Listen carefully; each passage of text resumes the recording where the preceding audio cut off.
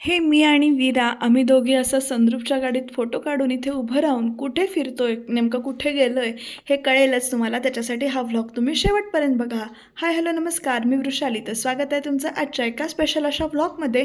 तर मी, अन्नू आणि वीरा आम्ही तिघीजणी मिळून आमचा प्लॅन ठरला होता की बांद्याला जायचं, म्हणजेच मामीकडे जायचं. आणि हा जेव्हा आंबोलीचा घाट चालू झाला तेव्हा मात्र इथे मस्त असं छान वाटत होतं. आणि तेवढ्यासाठी मी विंडो सीटची जागा पकडली होती की जेणेकरून मला असं ह्याचं शूट घेता येईल.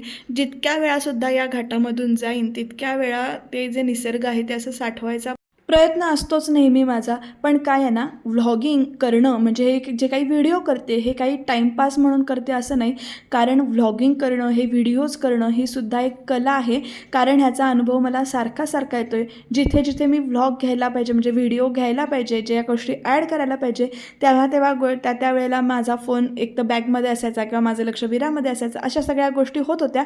आणि यातूनच आपल्याला व्लॉगिंग किती शिकायला पाहिजे हे कळते. हे आमचं माऊ बघा मामीकडचं कसं बसलं ते. आणि तिथे दादाची ही गाडी मिळाल्यानंतर वीराचा मोह काही आवरत नव्हता. बाई ही गाडी घेऊन फिरत होती. आणि मग आम्ही निघालो होतो मावशीकडे कडशीला जायला. तर इकडे मावशीच्या घरामध्ये जाण्यासाठी ही जी काही वाट आहे त्या वाटेवर आजूबाजूने ही जी काही हिरवी झाडं आहेत आणि त्या दुपारच्या उन्हामध्ये ही हिरवी झाडं बघून ना मनाला एकदम अशी शांतता मिळत होती. तर वीरा इथे त्या दादाची गाडी घेऊन सुद्धा फिरत होती.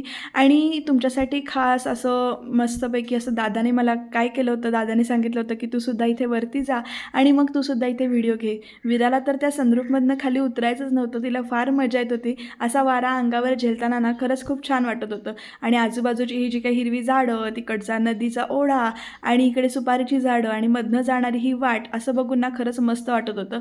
पण हे दिसायला खूपच छान दिसत असलं तरी तिथे आपण जेव्हा खऱ्या अर्थानं राहायला जातो किंवा एक थोडा वेळ घालवतो तेव्हा तिथल्या ज्या काही अडचणी आहेत, ज्या काही समस्या आहेत त्या आपल्याला समजून येतात. म्हणजे मोठी समस्या अर्थात रेंजची असो, पण तिथे गेल्यानंतर जे काही भेटल्यानंतर बरं वाटलं ना ते खरंच शब्दात आपण बोलू शकत नाही. जाता येता असे थोडे थोडे फोटो काढले आणि मग त्याच्यानंतरचा हा सनसेट बघत बघत सावंतवाडी सोडून आम्ही आलो घरी.